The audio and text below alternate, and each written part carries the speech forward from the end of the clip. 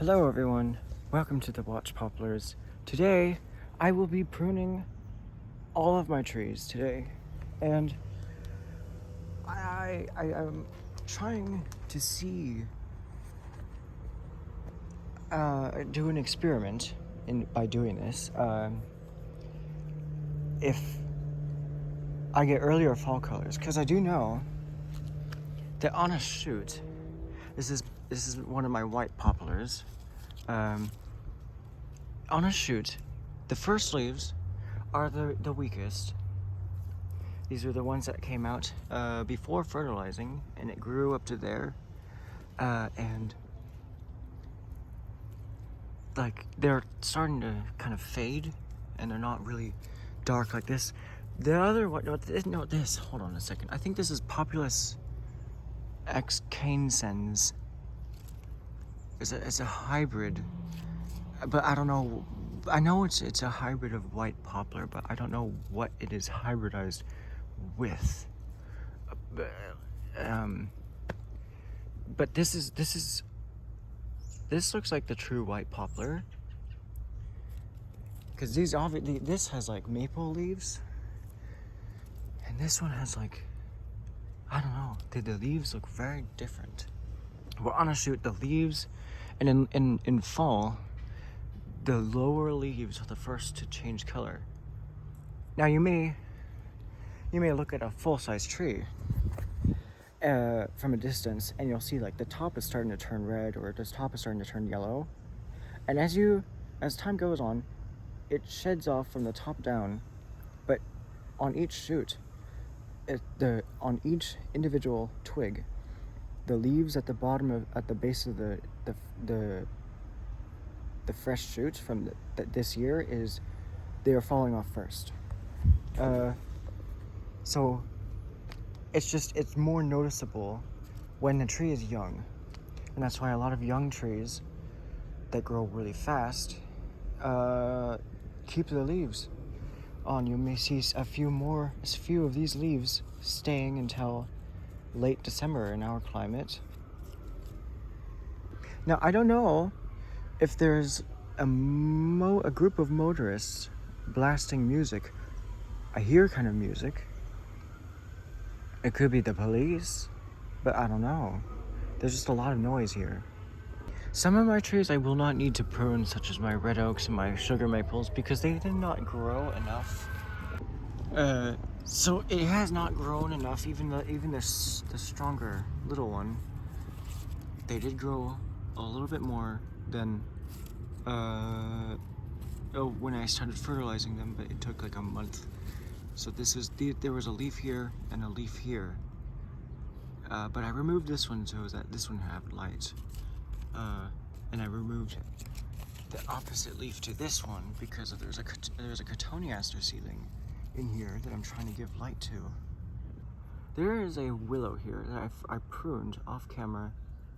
It's a red willow, Salix lavigata, and this is going to be the new willow for the Canadian tundra Cusamono planting,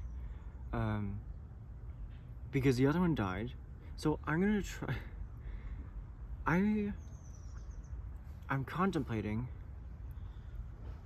not going anywhere during the summer, which I'm happy doing. I'm happy staying and taking care of my plants because I really love doing that. Because I want to. I'm just too worried about them getting neglected. The first tree I want to work on is all my willows, and I'll just prune them short. I probably will prune them again later, and I know that the willows, they keep on growing they'll still be growing until like the end of November, so I'll have to do this again. And I still I don't want to do them at different times, because that would make just a bunch of tiny little videos that should be shorts. But I'll just prune to the first outward leaf on each of the shoots, so that the branches that grow after will be outward, and they will continue growing in the direction that the original branch came out in. So there it is. Now, oh, I don't know if that was on camera. I mean, I was probably pointing away, but this is gonna be less thirsty now. I have it in a tray of water. It's very, very happy. They're aquatic trees, and it's gonna be soaking up less water now, so I will not have to worry about them drying out. This one's fine. I already pruned that one off camera. Same with this one as well. My weeping willow. So this is the intended leader right here, but this branch took over. Now this is one of them, one of the trees that it just looked like it was gonna completely die when I was back from Colorado, and all the leaves turned brown and crispy and fell off, but it was still alive miraculously. I don't know how, but I want to put more strength into this branch. Now the willows, this can still grow for like another month and a half, but I want to prune this branch harder so that this branch starts to grow. And I think I'm gonna do it to these two leaves right here. So I am removing ramification, but that ramification was too far out on the branch. And during winter, I might prune it just so that it's just two branches, because it's too much of a change.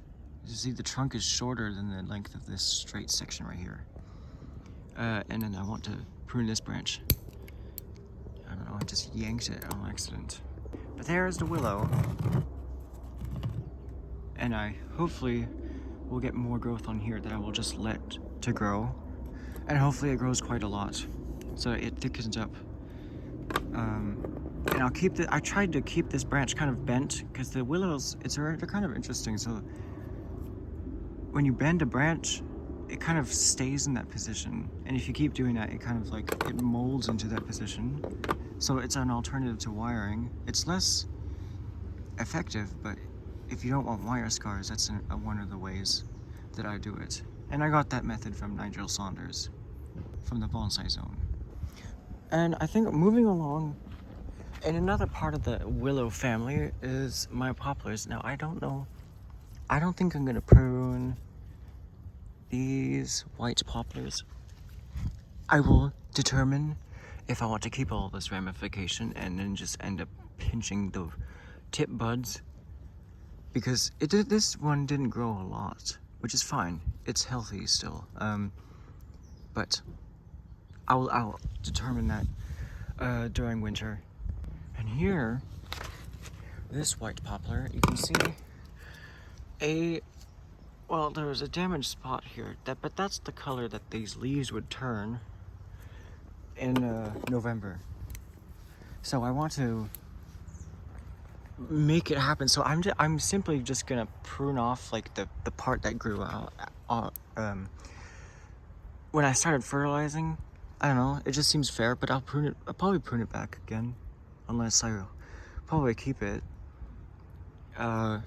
And just get an explosion of branches right here.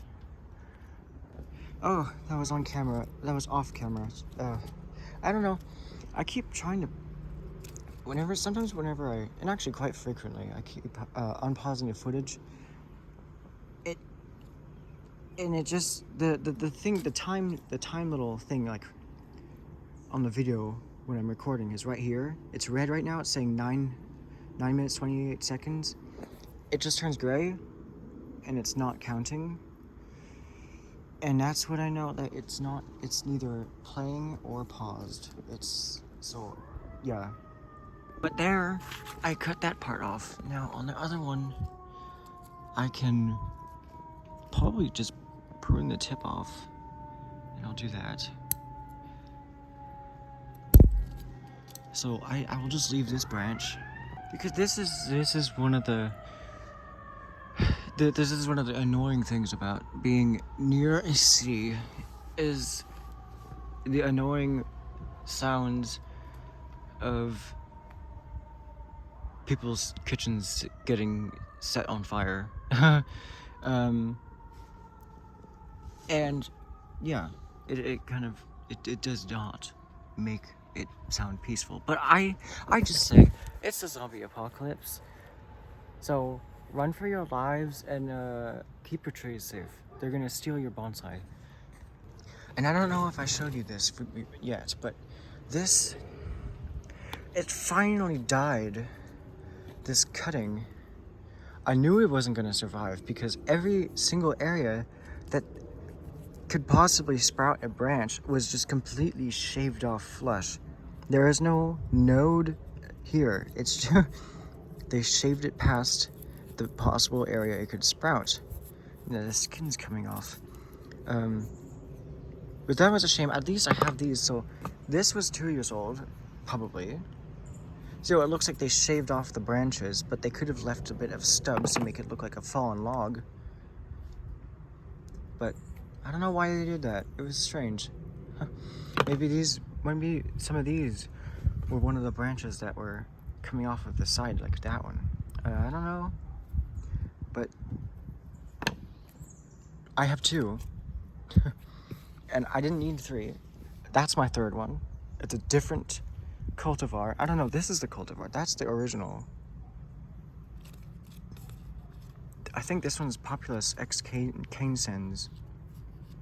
I don't know what it is, a hybrid of white poplar and what other kind of poplar it was hybridized with. But there's the dud, and I don't know, I'll just keep it here.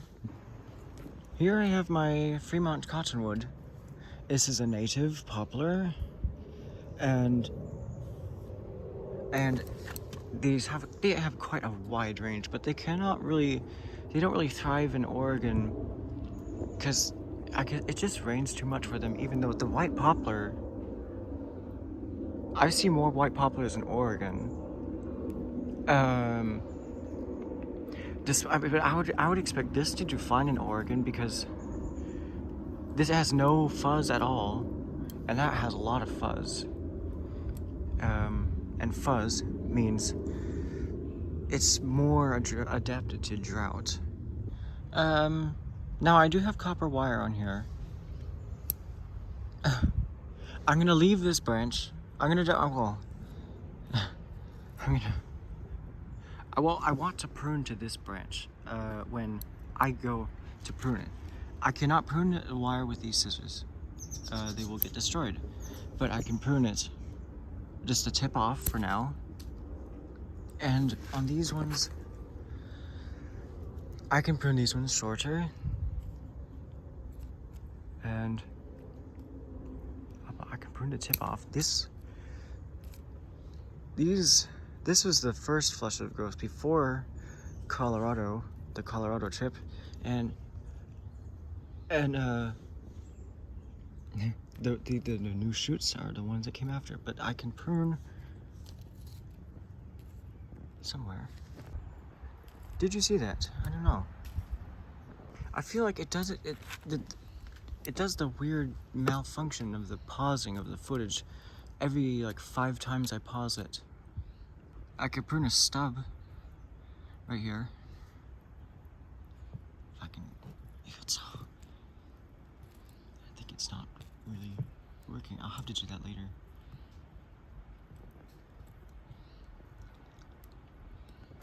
And now in Cupressaceae, the cypress and redwood family, there is a dawn redwood.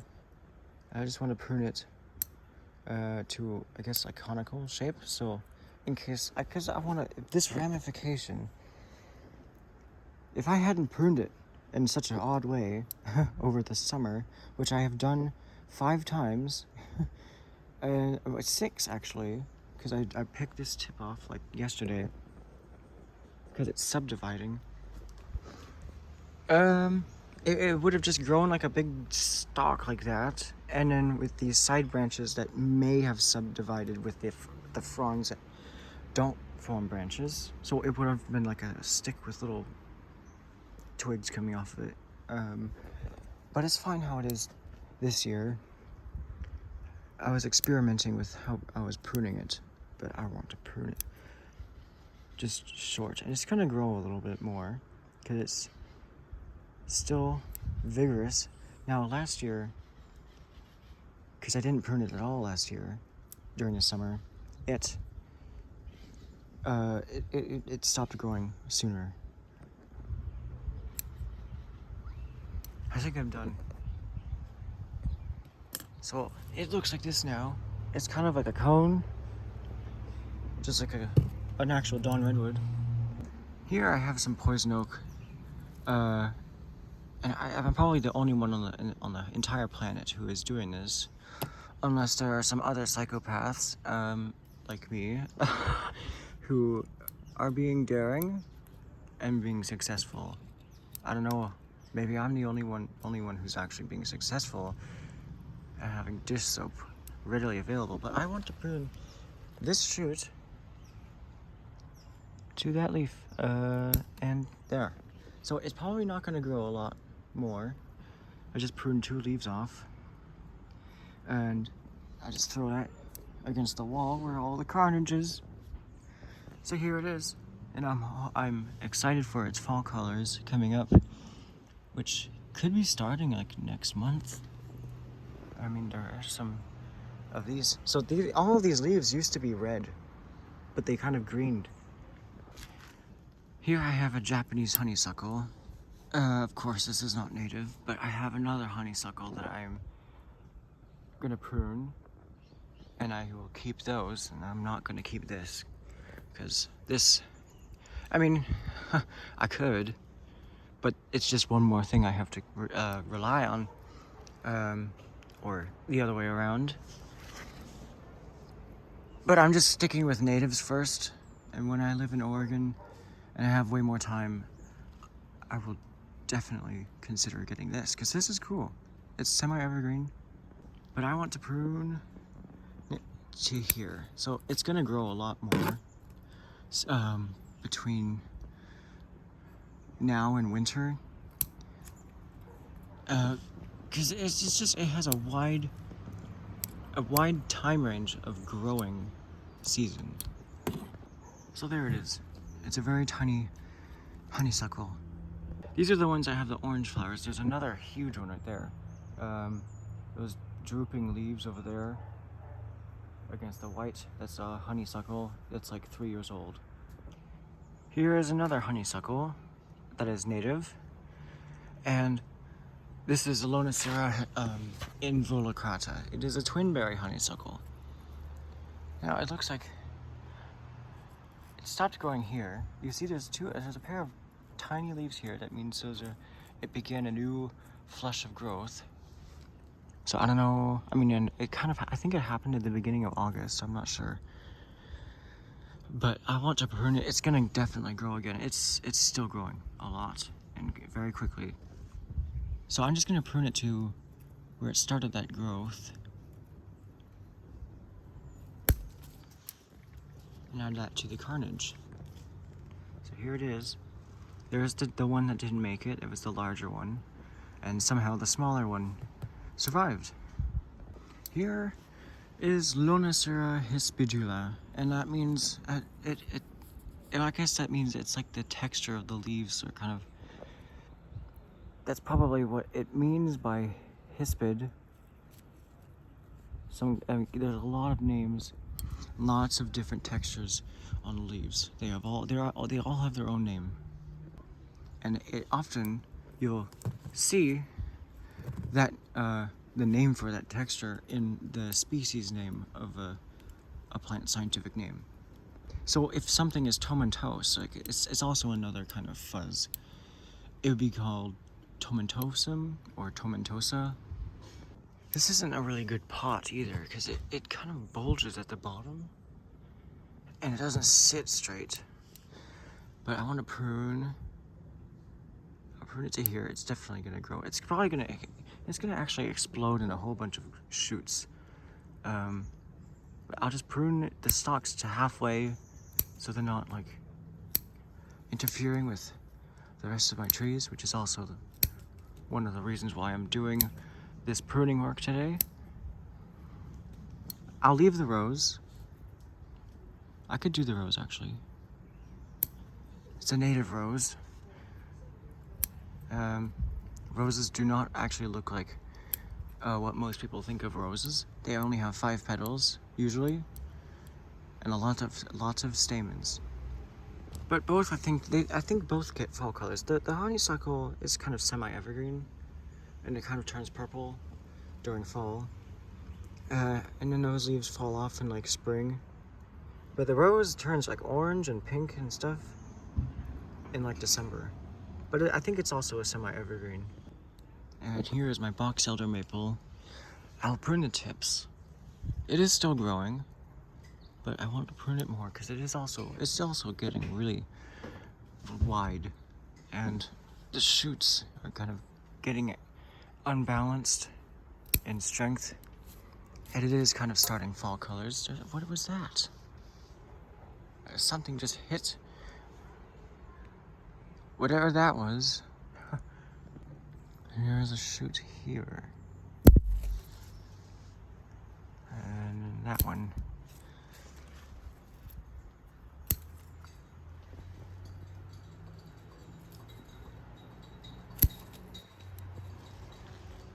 So that's the box elder maple. And these are native. They grow along rivers. Oh, there's still there's a shoot that I can reduce one more node. Okay. Now I'm hoping next year that this branch actually starts extending. It's been doing this for, I think like 3 years. It's been growing at least a few millimeters. But the box elder maples, they get late fall colors, so I'm expecting with the length that I kept, that it'll get fall colors in like late November. That will be when it's peak. Yeah, my Chinese pistache. This is one of my favorites. It's developing very nicely. Do I want to keep it how it is? Or I can prune to like the first 2 leaves, those which will fall off sooner. I could prune this shoot like that,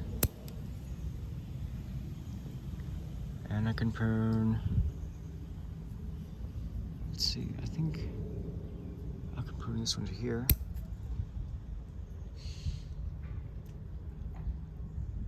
And I'll prune this branch to here. Oh, it's really, the nodes are very tight in this area. It's hard. And then here, that one's fine. And here, I could prune that. Okay, on this one, I'll prune it here. And that is it. So there is a Chinese pistache. And it probably won't grow until next spring, because it's kind of late for it to grow. None of the parent trees are growing anymore. Here is a western redbud. It's a native legume, and this is, I feel like it's, even how beautiful it is, I feel like I should be seeing it a little bit more often in landscaping in people's yards, because it could grow in a wide variety of gardens. It has like this bluish color to the leaves when it's healthy during summer, probably to reflect a bit of light. It is also it kind of sheds, it's a bit hydrophobic too. The droplets just run off the side. But I don't know how, it's definitely slowing down. There's a new leaf coming in here and here. But other than that, I think it's done growing. So I can I'll prune to this branch here on this one. It formed another branch. There's a leaf from the oaks on this one, which I can prune to here. I don't want to prune them too short, because, I mean, I can. eventually. I'll actually prune this one a little bit more. They have lower branches, and they kind of form a bit of a clump, actually. I'll prune this one to there, and I can go a bit further, quite a bit further on this one. So that's the Western Redbud. These are the ones, they get a mass of purple flowers, and then they get orange fall colors. So this is a really nice kind of alternative to wisteria, even though it's not a vine. There is a native wisteria to North America, but it's not native here, and I've never seen it before. Now I want to prune my senna. It's like the senna has grown 3 feet, and I don't see an end at all to the growth, which you can see that's how much is growing. The tip is extending all the way down to here. It's very tender all the way down to here. They generally have very tender shoots. They take a very long time to lignify or form woody tissue, with the woody tissues all the way down here. These are in their second year of growing. They barely grew at all in their first year, and they were started from seed in July. But I want to prune them really short, and the trellis that I put it on, I mean, this vine here, this Vicia, is owning it. And I just want to prune. I also tuck these shoots into the trellis. I don't know why. It's because to give these ones light. But there's this shoot here. I'm just gonna prune them short. There's length here that I don't need, and then I will determine where I'm gonna prune them further. So I don't know, senna doesn't form like a very large tree as far as I know. But I'll prune to here, and I'll definitely get more growth given how fast it was growing. I didn't see an end to the growth at all. This one, some of them formed more than one branch. Now they have very dark, large leaves. When you fertilize them, I'm sure if you didn't fertilize them, they'll be a bit more light green. But I'm just gonna prune them back. I'm not focusing on structure yet until winter, when they will partially defoliate. I let the sweet acacia grow. I cannot afford to lose this one. I have to be very careful not to lose this one, because I only have one sweet acacia left, and they're native to Florida and Texas and the South, where I cannot just go there whenever I want to collect more beans from these trees. So I have to really take care of this. Now, this doesn't mean I have to protect it from the cold. These are hardy to 25 Fahrenheit. So I am not concerned about this during winter. In our winters. I don't think I'm gonna bring them to the table over there. It takes a little while, and I'm already at half an hour. But this dogwood, the bottom leaves, I think this is just from it drawing out occasionally. So I have it in this cup of water that has no drainage holes. I'm gonna prune it to this yellow leaf. Now, I think the stem was just starting to turn red, just starting, which is what they do before they get fall colors. Now, I can prune it a little bit more. Now, it's gonna get later fall colors because it sprouted a whole bunch of other branches in midsummer. But I can prune that leaf, and I can prune the tip here, and I'll probably do more pruning later. But it is starting to, I guess, get fall colors. I already pruned the grape because it was definitely getting fall colors, even though they weren't from cold weather. And here are my sycamores. These are not native. They're the non-native hybrid that is overused, and therefore it's a horticultural atrocity in the landscaping industry. So I'm gonna get rid of these this winter, and I'm going to find seeds of the native Platanus racemosa sycamores. But I will prune them. I can prune to these 2 leaves on this one. This one sprouted a whole bunch of sprouts out of the base. So it was interesting. It didn't even, oh, there's like a whirl of shoots coming out of the base, which I mean, I can prune them actually. I can prune them all off. I'm not gonna keep them anyway. Even if I wanted to keep these non-native hybrid, if I wanted to style them, I would probably style them how I see them along the street, as a kind of a reminder of how society is kind of a psychopath more than I am, which I'm not really much of a psychopath.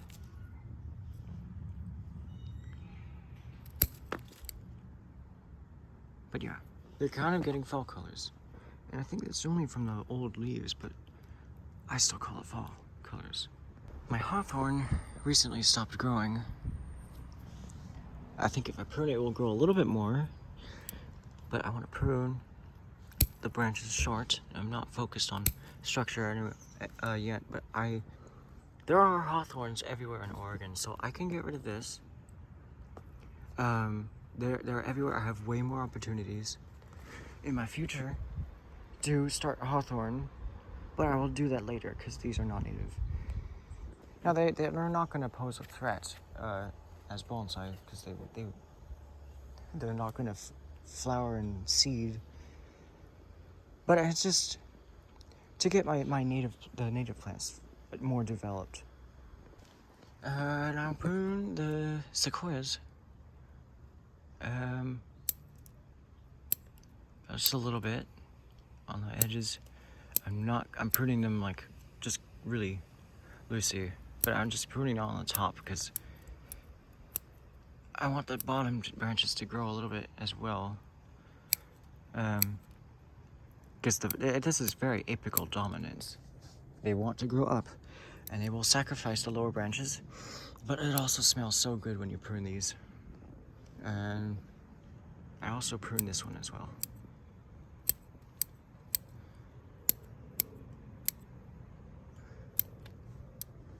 Now, I did not touch the leader right here. I wanted this leader to keep on growing. And here's my pomegranates. I'm gonna prune that one quite hard.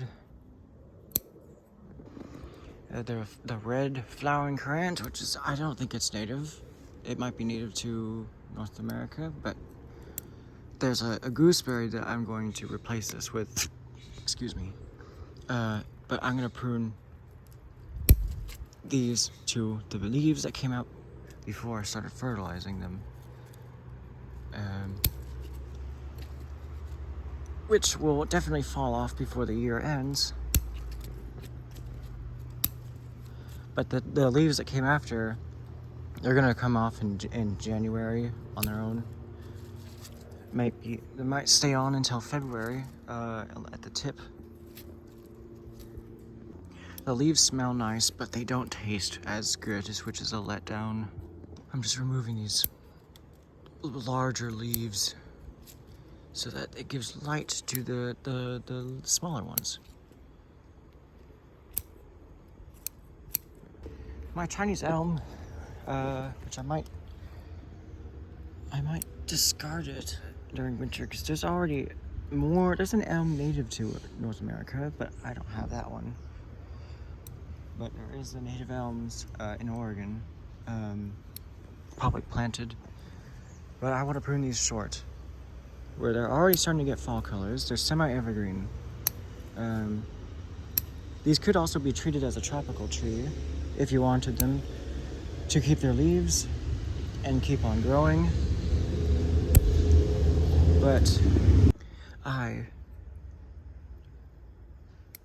don't want to.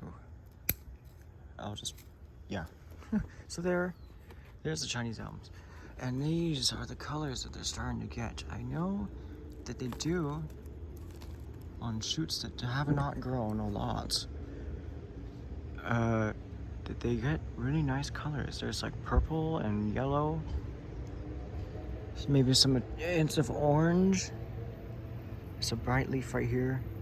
I do not want to prune my ash. It's still growing. I want it to still grow. It's producing compound leaves. And yeah, I just want to let it grow. I will prune the apples again. Just to a few leaves. This one has like branches. No, it doesn't.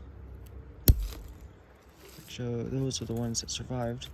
The other one that I had pruned, I guess it didn't have any nodes, which is fine. The bay laurel's growing again. That's nice. Here are my golden rain trees. I do want to keep these because these are probably not, they're not available in Oregon. I've never seen a golden rain tree in Oregon. And yeah, do I actually need to prune these? No. They have not grown enough, but I can prune the tip leaves off. So all that is, I just kind of thinned out the leaves a little bit. So I left the lower ones longer, but all the tip, the terminal leaflets are pruned off. Now there's this Rumex that, there's bugs. I'll leave it. I'll pull it out. It's the same kind as this with all the powdery mildew. And it's not native. The Rumex is not a native genus, I don't think. But it's in the Eriogonum family, Polygonaceae. Now for my plum forest, I'm gonna leave it. There's this massive, this is something in the, oh, what is it? I think it's in Commelinaceae, of the family of the genus Commelina. But that's not, oh wait, this starts with like with a T. This the genus. But I don't know what the common name is, as usual. But the plum forest, all of these, even the slightly faded leaves, they'll just pop off as soon as they get disturbed. So I'm gonna leave this. I'm gonna let it do its thing, but I'm gonna prune all these leaves that are pointing towards it off, because I want it to get light.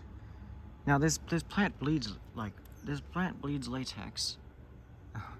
You can see there, but there's the plum forest. I'm not gonna put it in the show because I didn't sign up. I didn't renew my membership in time because I've been focused on college work so much.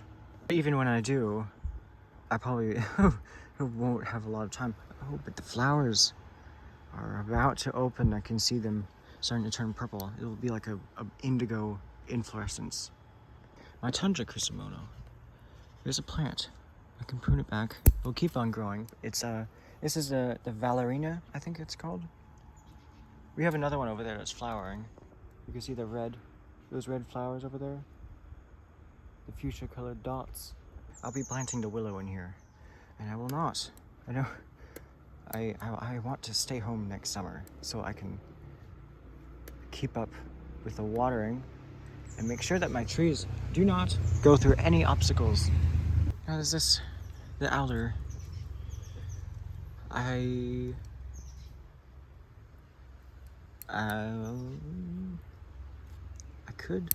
leave it.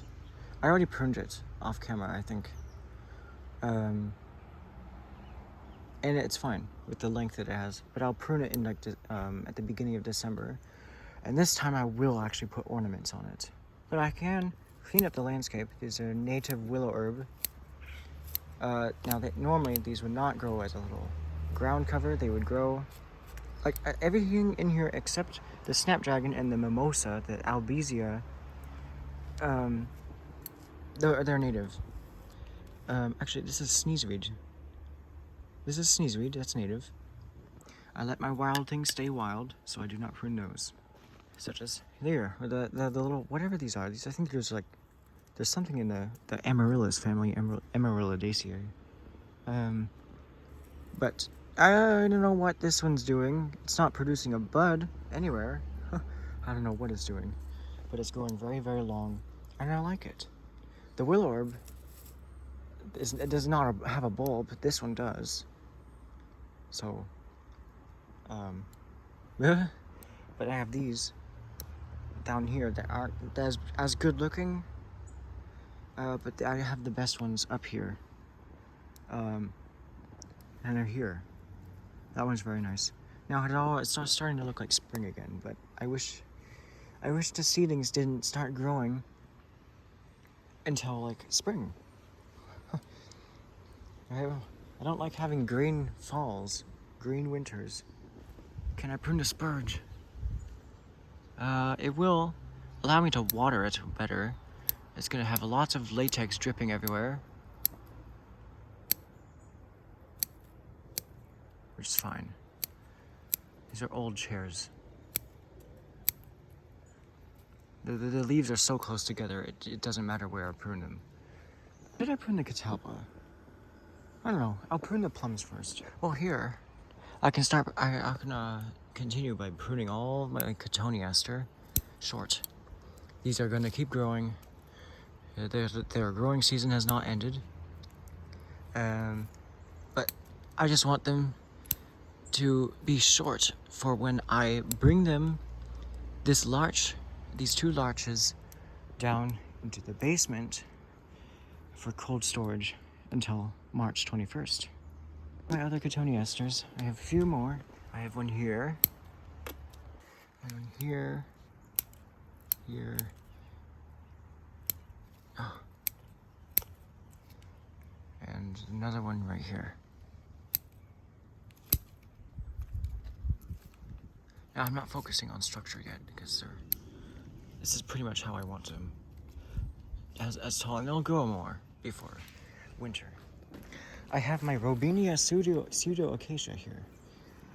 And this is a legume that's native to North America, but further in the east. But it's an ornamental because it's very hardy, and it gives tropical appearance during the warm season. So that people just keep seeing spruce trees and aspen trees wherever this is a very common ornamental, which is in Colorado. As far as I know, that's one of the places that this is very popular. Which makes sense, because it is a very nice trade-off to have the tropical like foliage and the very hardy. It's very hardy. But I'm gonna prune to the very first leaf that has formed. I'm gonna prune all the compound leaves off, so that it's just once pinnate. All of these they're bipinnate. Even this one, that's a bipinnate because it still has these little leaflets coming off the side. That looks so nice. I don't know if these grow from cuttings, but I don't know. But there it is. I'll keep an eye on it because it's not very visible. You know, I mentioned the sneezeweed earlier. This is it. This is native. It's this is the one that looks like it has only ball florets, in quotes, because it's not. There's no actual such thing as ball florets. But it has this winged stem from the edges of the leaves. I guess they just continue down all the way. But I thought these were some kind of I thought these were like a plantain, and then I thought they were in like Gentianaceae, like the generation plant. That's native to alpine North America. That blooms monocarpically, and then dies like agave. Takes about 40 years, but no, I think it's an annual. It could be a perennial. They like shady, moist areas, and this is definitely a shady, moist area. And time to finally be able to see the individual trees here. So here, this is whatever this is. I think it's a peach. It has the leaves of a peach, but it is purple, like the cherry plum. Aborigines are there. There's one of the. Oh, this is one of them that I'm selling. The leaves, they're fully hardened off. It stopped growing, but they're not turning dark again. I don't know. I'll sort out the structure during winter when I can see better. And yeah. this one grew quite a lot and lots of ramification as well. But I think next year I don't want to keep my trees into a tray because they're starting to reach that phase where if I keep them all crammed together, they're not going to reach their full potential, and they're not going to look very nice. The branches are going to be, they have to grow towards the light. So, if they're not going to take up the space and be happy. But this one, it's still growing. So I'll just prune it a little bit, but at some point I want to prune it a little bit, quite a little more. I prune it to these branches here. Hopefully it doesn't grow too much at the very bottom so that I can actually get those bright red fall colors starting in mid-November. There's this big plum. No, this is a peach. It's already forming axillary branches on the sides. Oh, they're pale. Oh wait, no, that's just shiny. I thought they looked kind of like a willow for a second. The poppies are not blooming. They're just growing very leggy. I don't know why. They've been doing that. They have, I swear, they have a flower bud right there. It is not growing flowers, but it's fine. It did flower, but that was right when it started falling over. And then this. Okay. All right.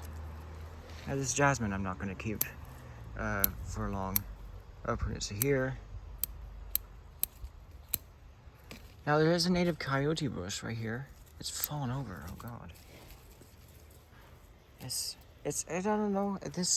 I think this is a cutting from a smaller variety of it. But I'll prune it to here so it's shorter and more compact, and whenever it grows branches, it's not going to fall over again.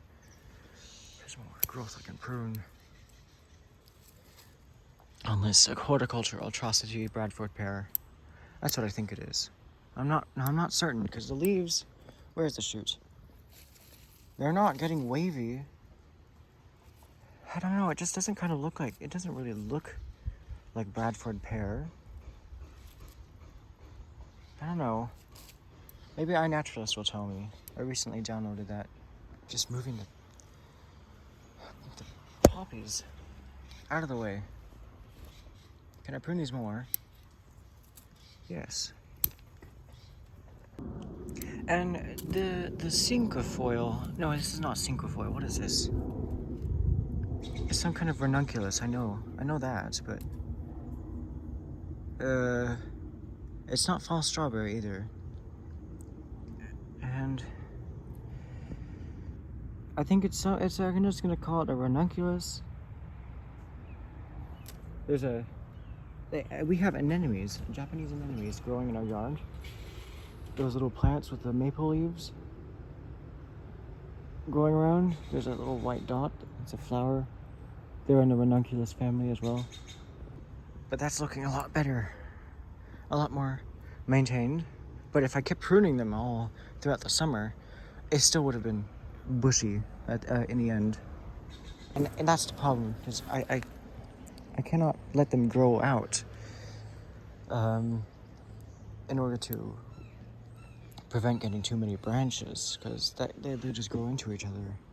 I think I want to keep the catalpa really, really tall because of that. But if that's the case, if I prune everything else really short, I could prune the rest. I can prune the other ones short. I can do that. It's gonna still give them light. So I'll just leave the very, very tall one to grow really, really huge. It is, oh my God, it's so large. It's as big around as my finger. Look at my fingers. Look at this. So I'll just prune the smaller ones, the smaller catalpas. They're very tiny leaves, so they could be nice for bonsai.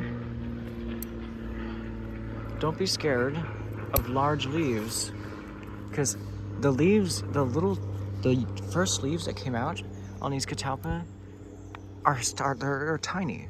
So that's proof of potential. I'll leave the dogwoods to grow. They need to gain strength. I think these catalpas, they're still growing at the tip, so they're probably going to keep growing after I prune them from the cut points. These are the moderate sized leaves. And I think they're in the mint order. They're in Bignoniaceae, but I think they're in the mint order, not the family, because they have opposite leaves, and they're fragrant. And I don't know, they smell sort of like pots, but you know, in larger amounts.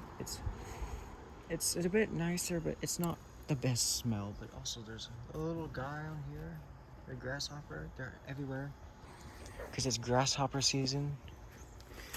And there's one more here. And someday, as a willow herb got bent over, someday and actually quite soon, before it starts cooling down, I need to take this Dracaena out of here, because I don't want this happening again. I don't want it dying back again. Because if it happens again, then the following year, after already doing it once, it's gonna die for sure. Because the Dracaena cannot go below 40. So those are the other ones. I think the dogwoods will be really happy that I did this. I'll turn the pot around so that this shoot is pointing towards this privet. Well, actually no, because I have these ipomoeas here on this side, which is probably the best direction for them. But what can I do? This willow herb is not gonna look very nice, so I'm gonna just prune it short. It's probably still alive. Yeah, it is. Oh, these pincushion flowers. They look really nice. I think they're native to Europe. They're herbaceous perennials, like if they're not annuals. And on this one, I just let them be. I just let them grow wild. But anywhere else I saw them sprout, I picked off all the side branches and let them just grow one flower. So, like this, where I see them sprouting, I just do that. It's fine. It works just the same. I think I can actually prune this shoot. I can just go in between the wire. So I'll do that. I'll have to just do it with the very tip. I do not want to damage these scissors. And there it is. It's pruned. Did I really forget a shoot? I forgot that shoot. I forgot to prune the shoot. I'll prune it to here. So now it's pruned up. You can see all the roots crawling along the surface. I was just about to do my outro. I forgot something. There's one more thing I need to do. It is time.